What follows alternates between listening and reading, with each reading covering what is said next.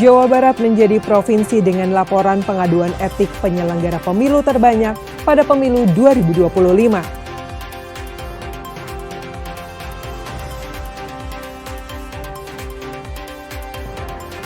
Ratusan hektar sawah di Garut terancam gagal panen akibat serangan hama tikus.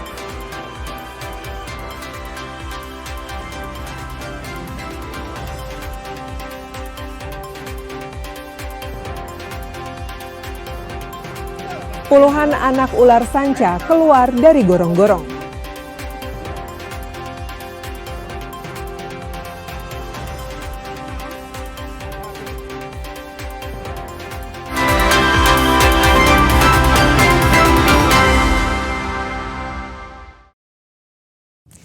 Selain informasi utama tadi, kami masih memiliki informasi menarik lainnya. Saya Mita Handayani akan menemani Anda dengan berita independen terpercaya. Kita simak Kompas Pagi selengkapnya.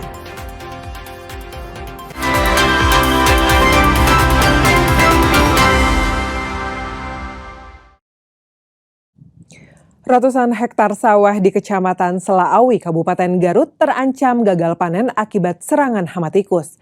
Akibatnya,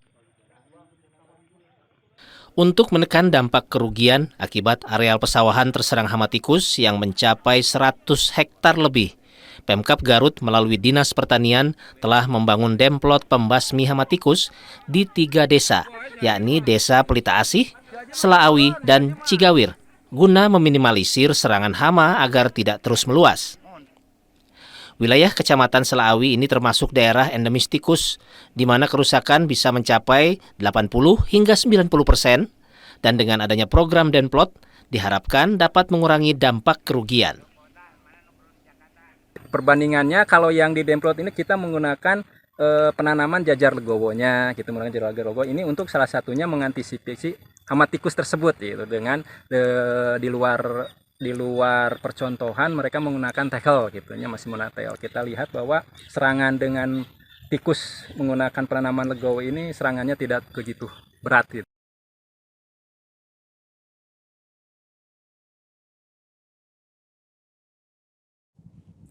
warga di sekitaran Komplek Perkantoran Jajawai, Palabuhan Ratu, Kabupaten Sukabumi, dihebohkan dengan penemuan puluhan anak ular sanca yang bersarang di dalam saluran air atau gorong-gorong.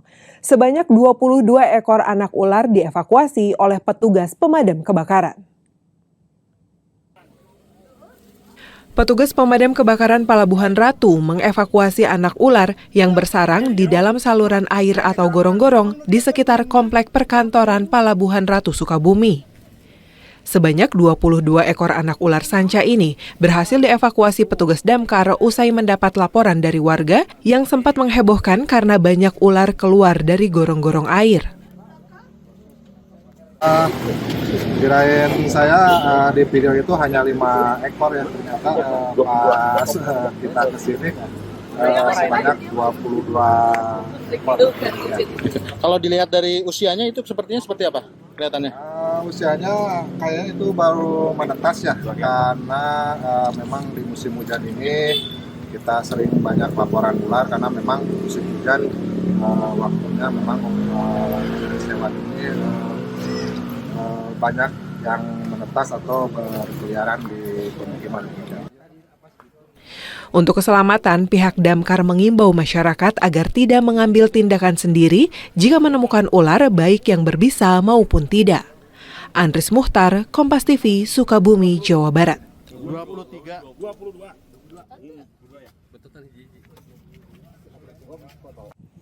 Meski sudah ditetapkan sebagai tersangka kasus video syur oleh Polda Jabar, namun selebgram Lisa Mariana tidak ditahan. Dalam pemeriksaan kemarin, Lisa Mariana dicecar 47 pertanyaan oleh tim penyidik Direktorat Reserse Siber Polda Jabar.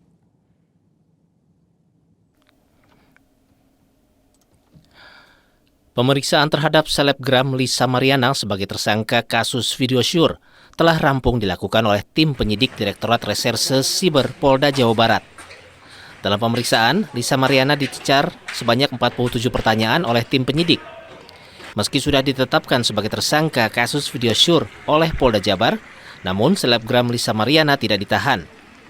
Tidak adanya penahanan terhadap Lisa Mariana ini dikarenakan Polda Jabar percaya tersangka tidak akan melarikan diri dan merusak barang bukti, serta tidak akan mengulangi perbuatannya.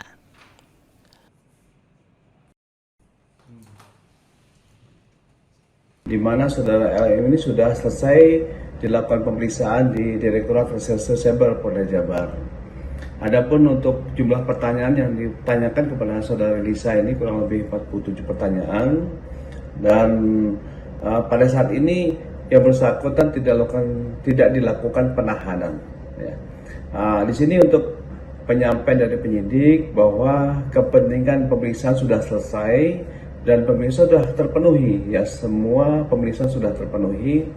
Adapun tidak dilakukan penahanan ini dengan pertimbangan tidak adanya kekhawatiran terhadap tersangka akan melarikan diri atau merusak barang bukti. Kemudian juga yang bersangkutan tidak dikhawatirkan mengulangi tindak pidana yang dipersangkakan. Seperti diketahui, Lisa Mariana terpaksa dijemput oleh tim penyidik Direktorat Reserse Siber Polda Jabar setelah ditetapkan sebagai tersangka kasus video sur dengan seorang pria bertato. Atas dugaan kasus video sur ini, Lisa Mariana dijerat pasal Undang-Undang Pornografi dengan ancaman hukuman 5 tahun penjara. Andri Iskandar, Kompas TV, Bandung, Jawa Barat.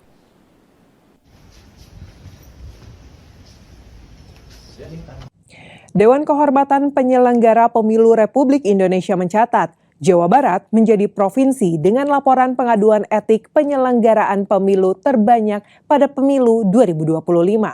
Temuan ini sekaligus menempatkan Jabar di posisi teratas disusul Sumatera Utara dan Sumatera Selatan.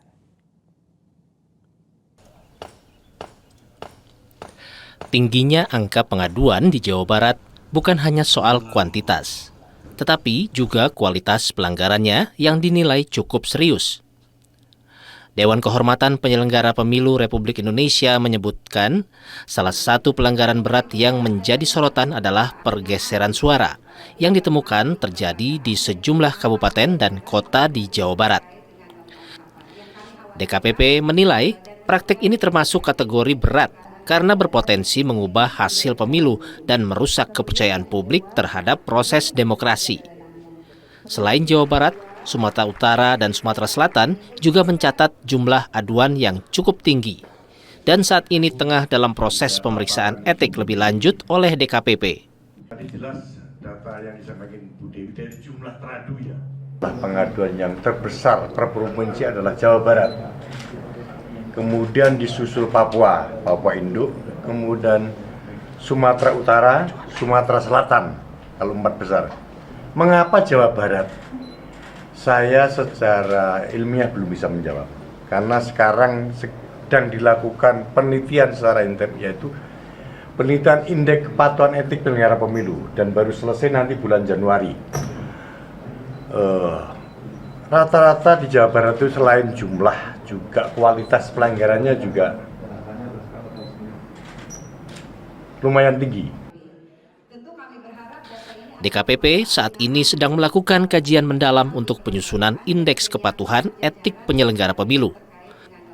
Sebuah instrumen baru yang dirancang guna memetakan tingkat integritas penyelenggara di setiap daerah. Sunandar, Kompas TV, Bandung, Jawa Barat. Ratusan hektar sawah di Garut terancam gagal panen akibat serangan hama tikus. Informasi selengkapnya kami hadirkan usai jeda. Tetaplah di Kompas Pagi.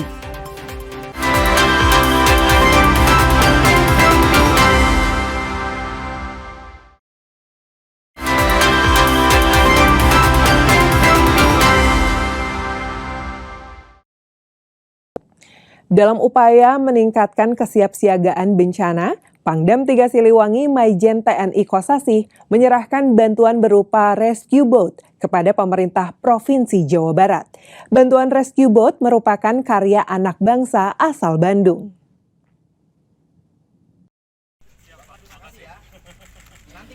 Penyerahan bantuan dilakukan secara simbolis oleh Pangdam 3 Siliwangi dan Gubernur Jawa Barat Deddy Mulyadi.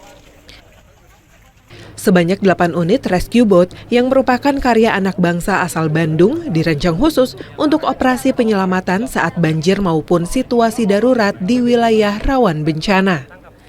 Selain itu, Pangdam 3 Siliwangi menyiapkan posko penanganan bencana banjir di setiap Korem dan Kodim sebagai langkah antisipasi menghadapi potensi bencana di masing-masing wilayah. Pangdam 3 Siliwangi mengimbau kepada masyarakat, khususnya di wilayah Jawa Barat dan Banten, agar menjaga kelestarian lingkungan sebagai langkah nyata dalam mengurangi risiko bencana alam. Kodam sini sudah menyiapkan posko penanganan bencana banjir di tiap-tiap Korem dan Kodim dalam rangka mengantisipasi terjadinya bencana di wilayah masing-masing. Beberapa kerawanan di wilayah Jawa Barat adalah banjir, kemudian tanah longsor, di daerah Pamungpek, Sukabumi. Nah, itu tempat-tempat yang biasanya selalu terjadi ada banjir dan tanah longsor. Diharapkan bantuan rescue boat bisa membantu warga di saat kebanjiran, mengingat musim penghujan masih panjang, terutama di wilayah yang dilalui Sungai Citarum seperti kawasan Dayakolot, Bale Endah, dan wilayah lainnya. Sunandar, Kompas TV, Bandung, Jawa Barat.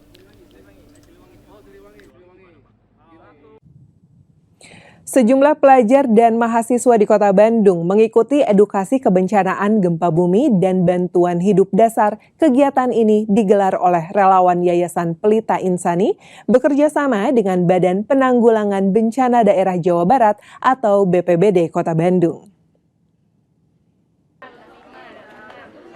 Edukasi diberikan secara interaktif, mulai dari pemahaman dasar tentang potensi gempa di Jawa Barat dan cara menyelamatkan diri.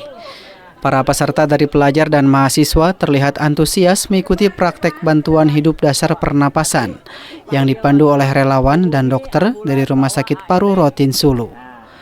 Selain praktek, diberikan juga penjelasan secara teori tentang bantuan hidup dasar.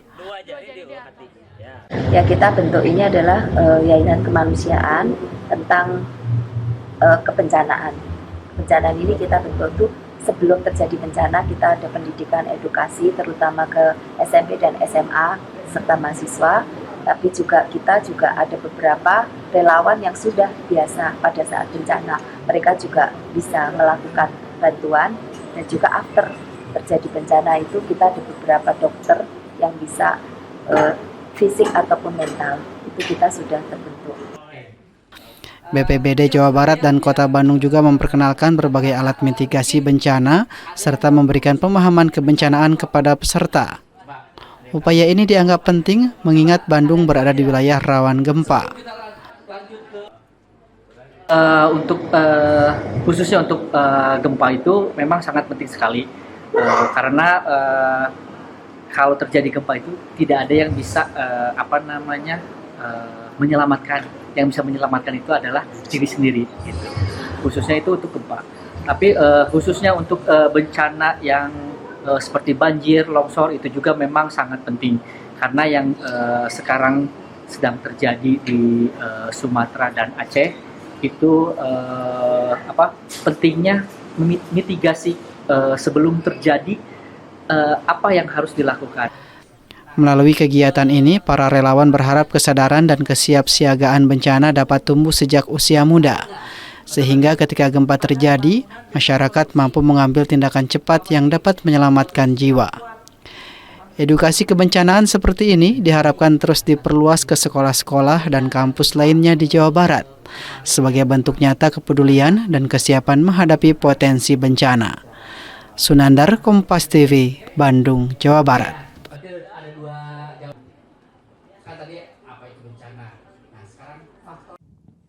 Menjelang Natal dan Tahun Baru, Satlantas Polres Garut mengklaim jalur nasional Limbangan Garut siap dilintasi pemudik. Berbagai sarana prasarana pun telah disiapkan termasuk pos pelayanan terpadu.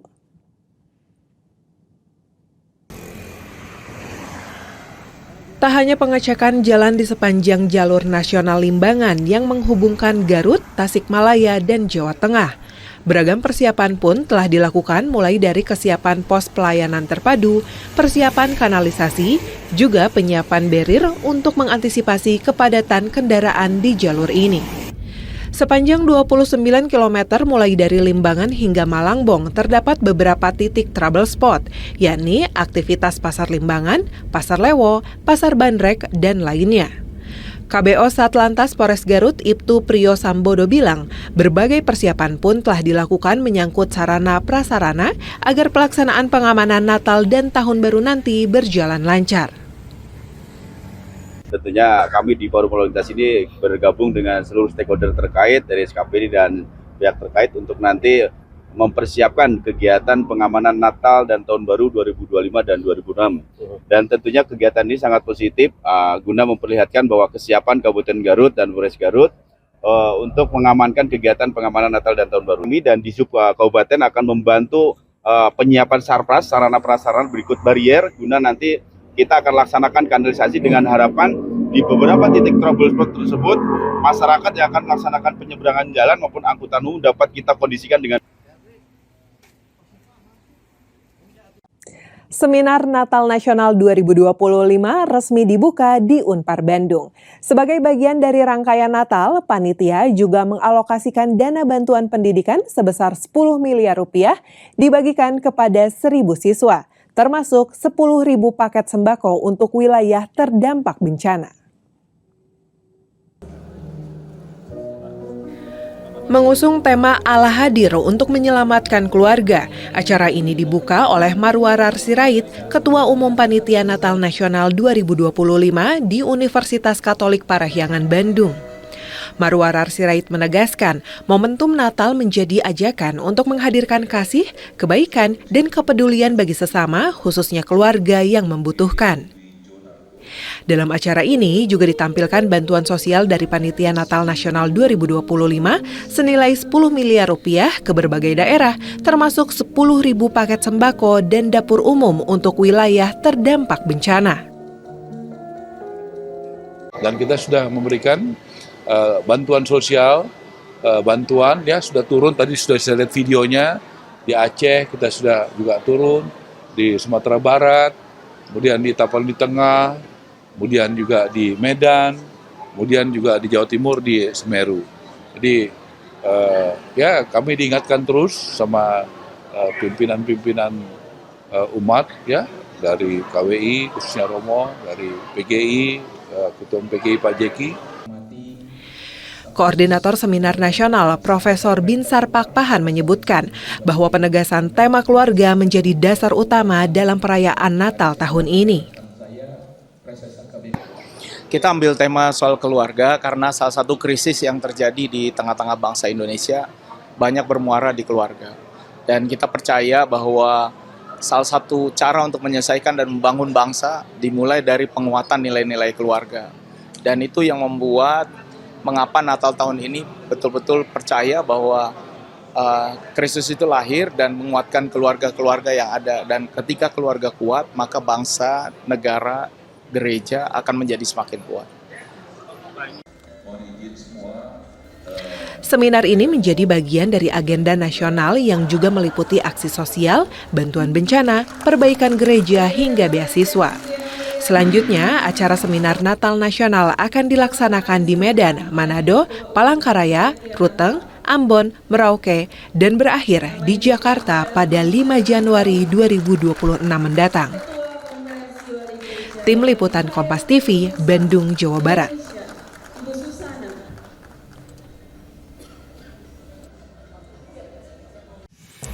Keindahan senja kembali memanjakan mata wisatawan di Pantai Pangandaran.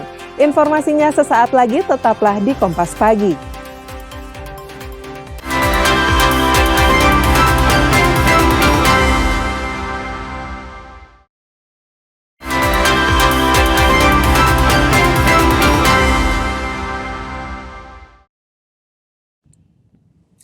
Kami akan ajak Anda untuk makan ke rumah makan khas Sunda yang tengah jadi buruan tak hanya warga Bandung, tapi juga wisatawan luar kota. Rumah makan ini selalu ramai karena sajian ayam kampung organik dari peternakan sendiri, serta beras organik yang sengaja ditanam dari sawah sendiri. Penasaran seperti apa? Berikut liputan jurnalis Kompas TV Vida Alatas dan juru kamera Reza Pratama. Antrean panjang sudah terlihat dari pintu masuk menuju rumah makan ini. Para pengunjung bahkan rela menunggu hingga 30 menit untuk mencicipi sajian khas Sunda di sini. Pasalnya, sajian khas Sunda di sini berbeda dengan tempat-tempat lainnya.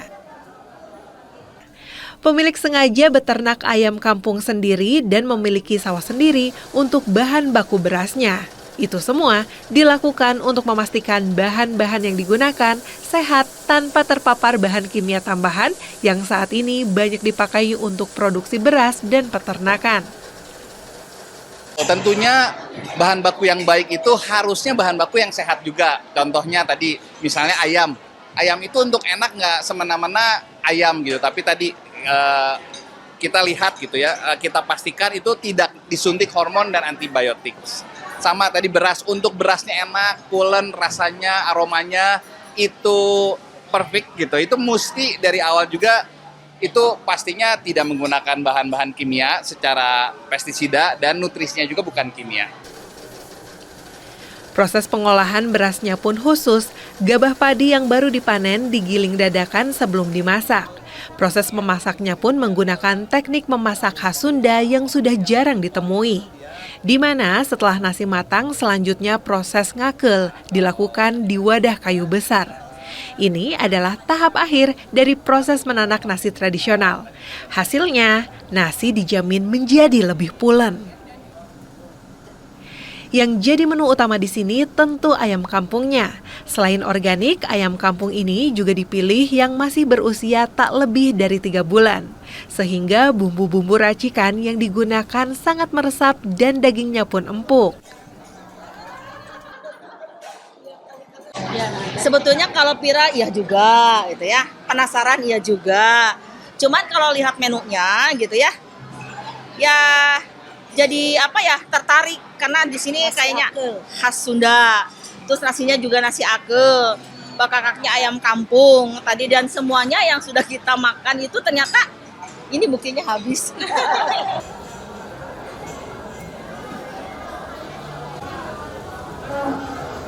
Wah, ini semua menunya udah ada di depan saya. Ngiler banget rasanya. Jadi ini udah ada ayam kampung muda lengkuas. Dan juga ini nih yang jadi inceran saya. Tempe goreng, tapi bukan tempe goreng biasa. Ini adalah tempe goreng bawang putih. Dan tentunya ini nih yang tadi saya sudah bantu masnya gitu ya untuk mempersiapkan. Ini adalah nasi putih organik yang pulennya ini bisa dicoba. Udah gak sabar, langsung aja kita cobain yuk. Betul saja, saking empuknya tak perlu usaha lebih untuk melepas daging ayam dari tulangnya. Saya pun langsung mencocol daging ayam kampung goreng lengkuas yang tebal ini dengan sambal terasi dadakan. Rasanya, jangan ditanya, meriah dalam mulut.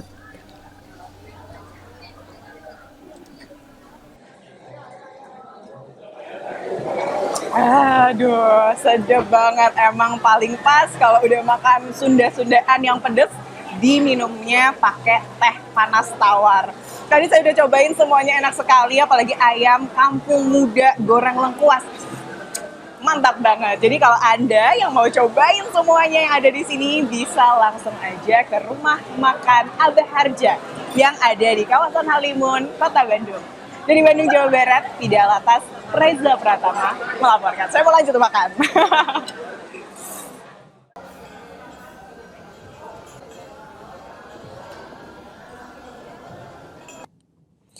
Keindahan senja kembali memanjakan mata wisatawan di Pantai Pangandaran.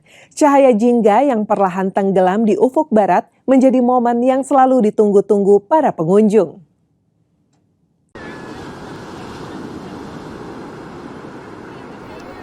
Beginilah suasana Pantai Pangandaran saat matahari mulai terbenam.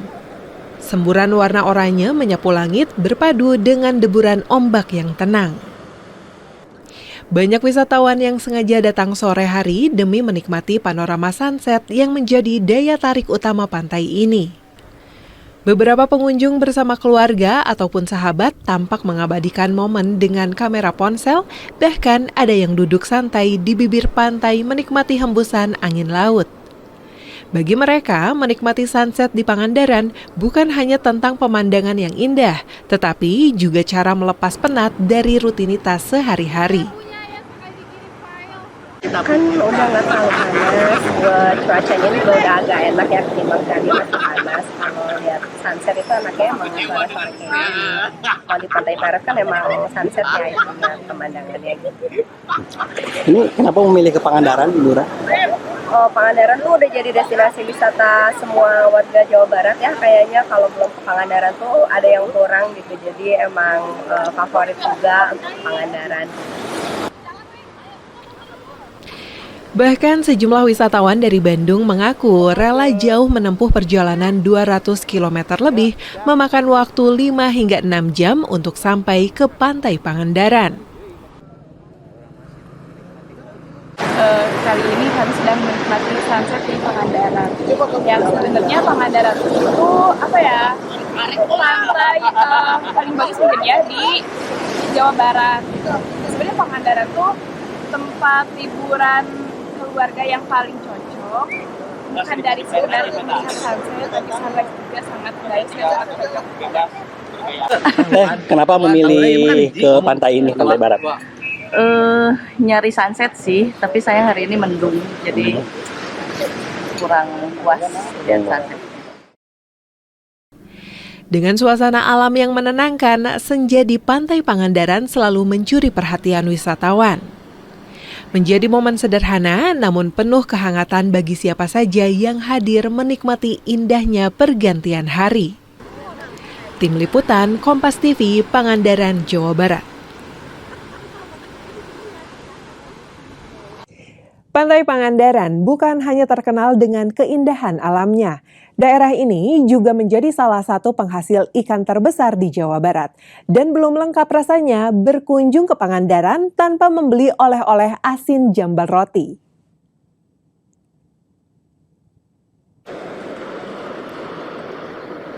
Di kawasan Pantai Pangandaran, deru ombak dan aktivitas nelayan menjadi penanda hidupnya industri perikanan setempat.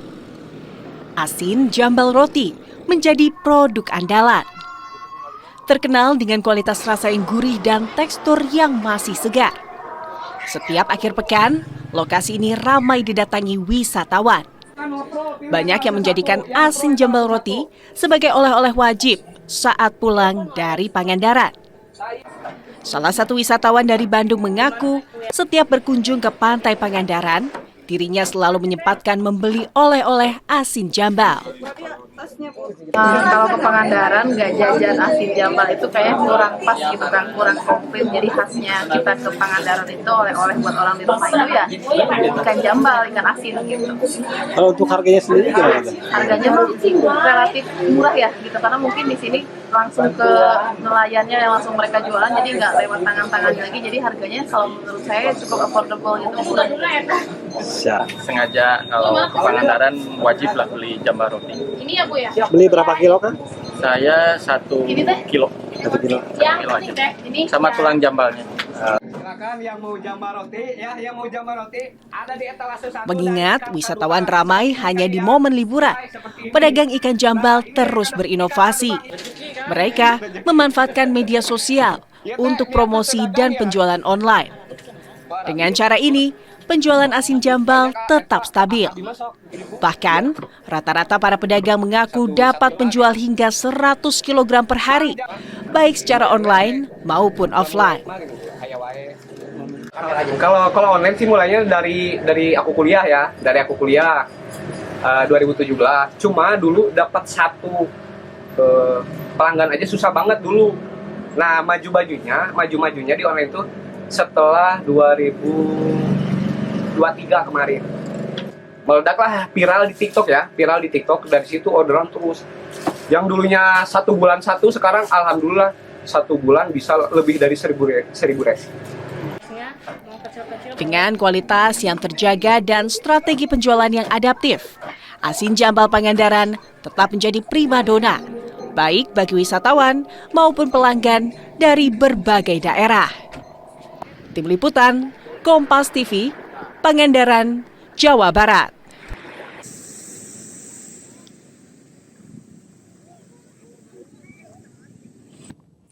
Sebuah wahana digital yang menyuguhkan pengalaman sejarah imersif melalui teknologi Artificial Intelligence atau AI hadir di Lembang, Kabupaten Bandung Barat.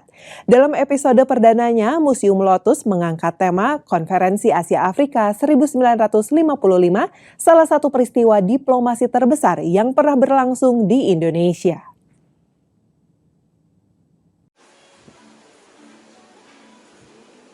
Museum Lotus atau Lorong Waktu Sejarah di The Great Asia Africa Lembang, Kabupaten Bandung Barat, lahir dari kolaborasi Curaweda bersama tenaga ahli sejarah, termasuk penulis sekaligus peneliti buku Konferensi Asia Afrika 1955.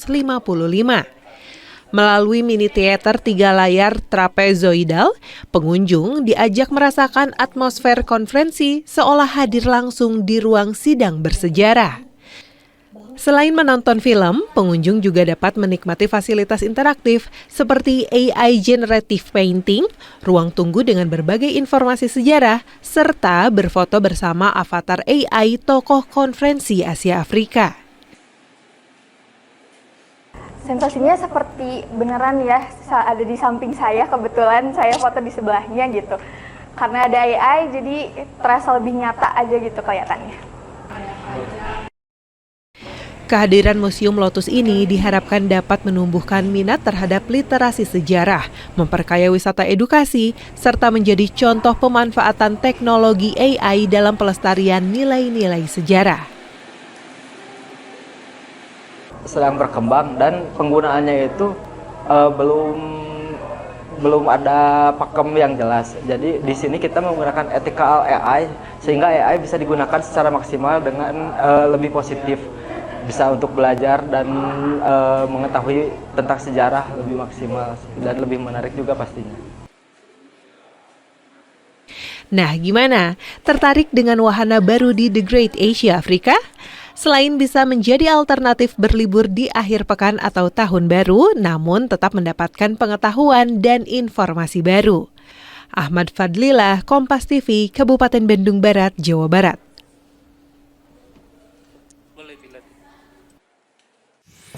Saudara, usai jeda, kami masih memiliki informasi menarik dari dunia olahraga. Tetaplah di Kompas Pagi.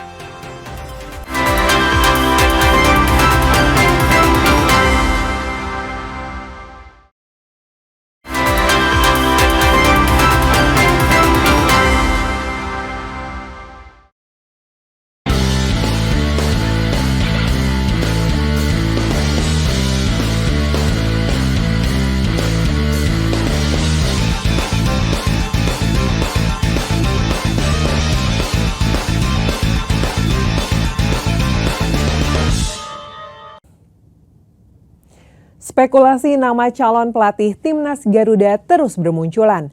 Analis sepak bola Sabto Haryo Rajasa bilang, skuad Garuda butuh pelatih yang berpengalaman di Piala Dunia. Nama pelatih terkenal dengan CV mentereng dan rekam jejak internasional mulai bermunculan sebagai kandidat potensial pelatih baru Timnas Indonesia. Direktur Teknik PSSI Alexander Zwiers dan jajaran Exco PSSI telah melakukan interview dengan beberapa kandidat pelatih yang namanya masih dirahasiakan oleh federasi. Media Belanda Football Premier menyebut John Heitinga memberi tanda akan menjadi bagian dari Timnas Indonesia. Sinyal pria 42 tahun membuka pintu kerjasama dengan Indonesia menguat usai mengikuti laman Instagram Ketua Umum PSSI Erick Thohir. Mengikapi rumor tersebut, analis sepak bola Sabto Haryo Rajasa bilang, Timnas Indonesia membutuhkan pelatih yang berpengalaman di Piala Dunia dan mampu membangun tim. Mengingat pencapaian terakhir Indonesia hampir saja menembus putaran final Piala Dunia 2026.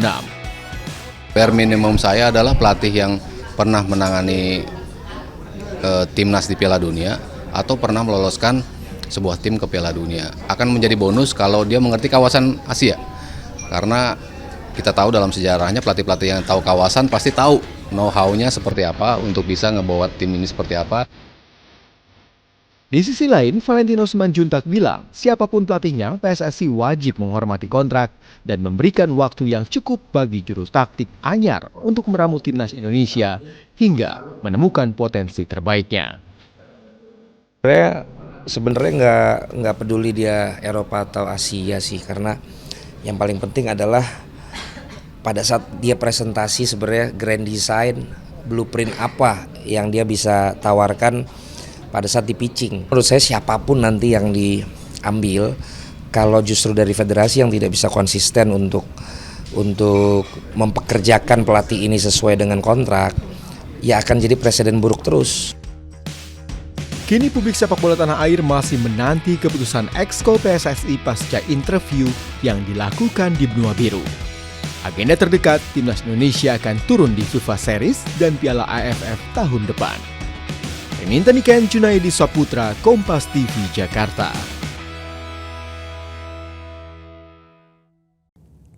Indonesia rebut 2 medali perak dari cabang olahraga balap sepeda downhill. Randy Sanjaya rebut perak dari kategori putra, sementara di kategori putri direbut Rizka Amelia Agustina.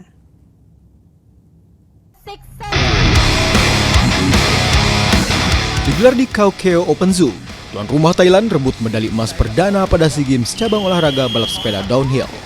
Metasit Bonsane finish tercepat dengan catatan waktu 2 menit 37,856 detik. Pembalap Indonesia Randy Sanjaya persembahkan medali perak dengan mencatatkan waktu 2 menit 38,714 detik. Sementara Filipina berhak untuk medali perunggu. Derek Farr finish ketiga dengan catatan waktu 2 menit 43,676 detik. Tuan rumah kawinkan medali emas di kategori putri. Vipa Vidika Bowles berhak emas untuk waktu 3 menit 03,299 detik.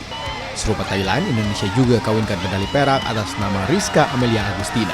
Rizka mencatatkan waktu 3 menit 04,874 detik. Sementara perunggu direbut pebalap Thailand lainnya, Tanokrat Tritidet, dengan menorehkan waktu 3 menit 06,778 detik.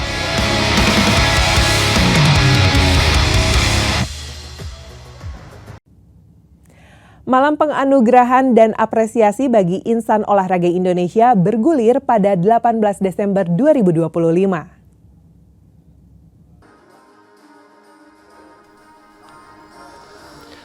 GMTV Award 2025 kembali menyelenggarakan malam penganugerahan dan apresiasi bagi atlet, pelatih, pegiat, dan pelaku industri olahraga di Indonesia yang bergulir pada 18 Desember 2025 di Jakarta. Dari 21 kategori nominasi, pelatih panjat tebing Hendra Basir dan pelatih angkat besi Triatno masuk sebagai nominasi. Berbeda dari 2 edisi sebelumnya, kali ini kategori game e-sport terfavorit dan atlet difabel terfavorit juga masuk dalam kategori nominasi.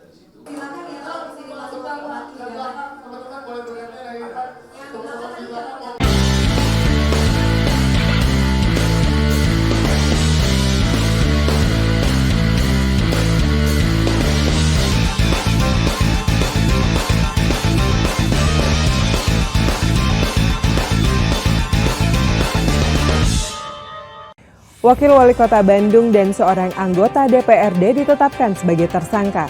Informasi selengkapnya kami hadirkan usai jeda. Tetaplah di Kompas Pagi.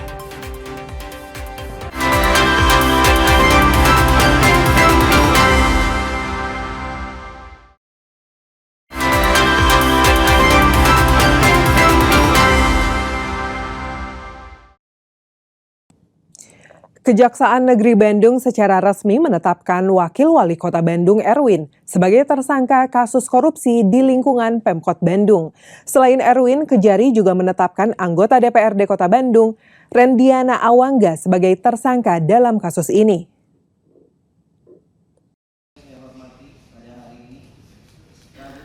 Wakil Wali Kota Bandung Erwin ditetapkan sebagai tersangka dugaan kasus korupsi di lingkungan Pemkot Bandung. Penetapan tersangka ini disampaikan langsung oleh Kepala Kejaksaan Negeri Kota Bandung, Irfan Wibowo, Rabu sore. Selain Erwin, Kejari Bandung juga menetapkan anggota DPRD Kota Bandung, Rendiana Awangga, sebagai tersangka dalam kasus yang sama. Penetapan kedua tersangka ini bertepatan dengan Hari Anti Korupsi Sedunia. Kedua tersangka ini dinyatakan terbukti telah melakukan korupsi penyalahgunaan kekuasaan dengan meminta paket barang dan jasa di sejumlah satuan kerja perangkat daerah atau SKPD. Bahwa pada hari Selasa, tanggal 9 Desember tahun 2025, tempat kantor kami di Jaksa Negeri Kota Bandung dengan berdasarkan 2 bukti cukup. Tim jaksa penyidik pada bidang tindak pidana khusus Jaksa Negeri Kota Bandung telah meningkatkan status penyidikan umum ke tahap penyidikan khusus dengan menetapkan 2 orang tersangka.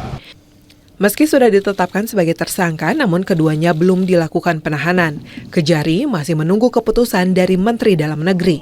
Atas perbuatannya, kedua tersangka dijerat pasal 12E Undang-Undang Nomor 31 Tahun 1999 tentang Pemberantasan Korupsi. Andri Iskandar, Kompas TV, Bandung, Jawa Barat.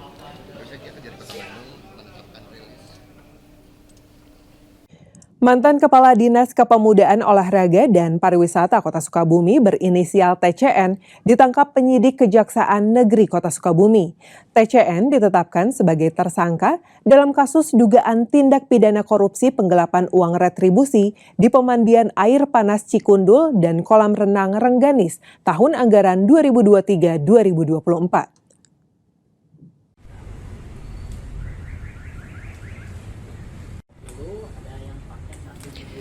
Kejaksaan Negeri Kota Sukabumi menangkap 2 tersangka dalam kasus dugaan tindak pidana korupsi penggelapan uang retribusi di pemandian air panas Cikundul dan kolam renang Rengganis tahun anggaran 2023-2024. Tersangka pertama, mantan Kepala Dinas Kepemudaan Olahraga dan Pariwisata Kota Sukabumi berinisial TCN. Tersangka diduga kuat terlibat dalam penggelapan uang retribusi di pemandian air panas Cikundul dan kolam renang Rengganis lebih dari 466 juta rupiah. Penangkapan dilakukan usai penyidik menemukan bukti permulaan yang cukup terkait keterlibatan kedua tersangka. Selain TCN, penyidik juga menetapkan 1 tersangka lainnya yang berperan dalam pengelolaan dan pencatatan keuangan retribusi. Keduanya diduga secara bersama-sama tidak menyetorkan seluruh pendapatan retribusi ke kas daerah. Dugaan tindak pidana korupsi penggelapan uang retribusi di pemandian air panas Cikundul dan kolam renang Rengganis oleh Dinas Kepemudaan Olahraga dan Pariwisata Kota Sukabumi tahun anggaran 2023 sampai 2024 ini kami telah melakukan pada hari kemarin Senin tanggal 8 Desember 2025 bertempat di kantor Kejaksaan telah dilakukan penetapan tersangka terhadap inisial 1 TCN, yang kedua SSEJ ya. Setelah diperiksa intensif, para tersangka resmi ditahan di tingkat penyidikan selama 20 hari ke depan. Penahanan dilakukan guna mencegah risiko melarikan diri, menghilangkan barang bukti, serta mengulangi perbuatan pidana. Andris Muhtar, Kompas TV, Sukabumi, Jawa Barat.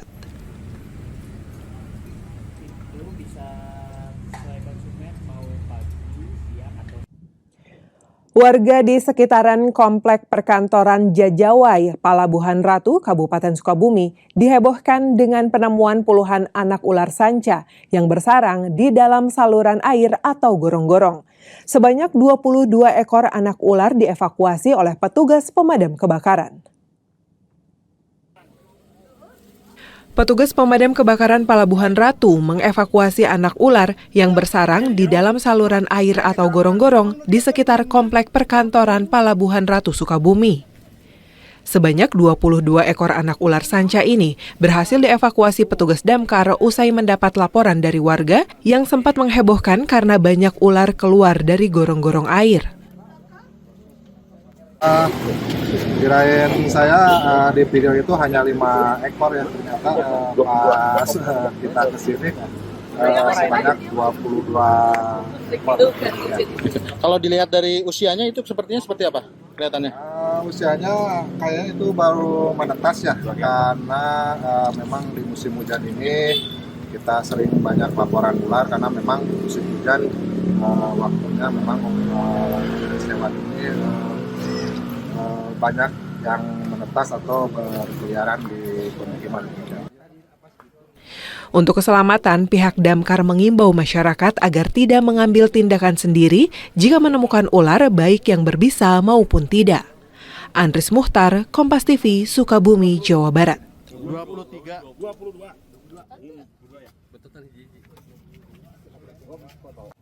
Pemerintah Kabupaten Garut melalui Dinas Kesehatan Kabupaten Garut terus mendorong Satuan Pelayanan Pemenuhan Gizi atau SPPG untuk memiliki sertifikat layak higienis sanitasi atau SLHS. Hal ini sebagai bukti penyedia makanan sudah teruji dan aman dikonsumsi masyarakat.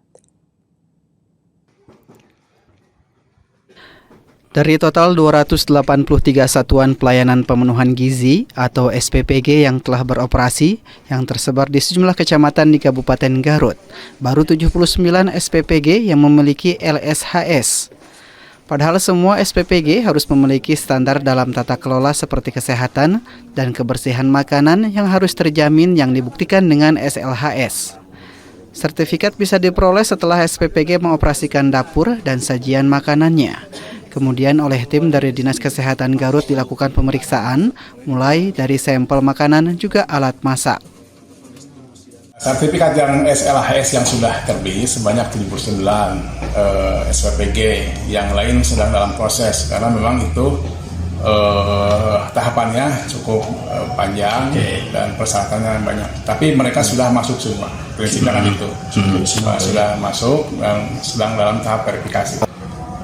Kemudian yang itu karena sudah masuk lah mereka ada relaksasi ya, jadi berjalan seperti sampai dengan terbit. Saudara, dengan berakhirnya informasi tadi sekaligus mengakhiri Kompas Pagi episode hari ini. Saya Mita Handayani beserta kru yang bertugas mengucapkan terima kasih dan sampai jumpa.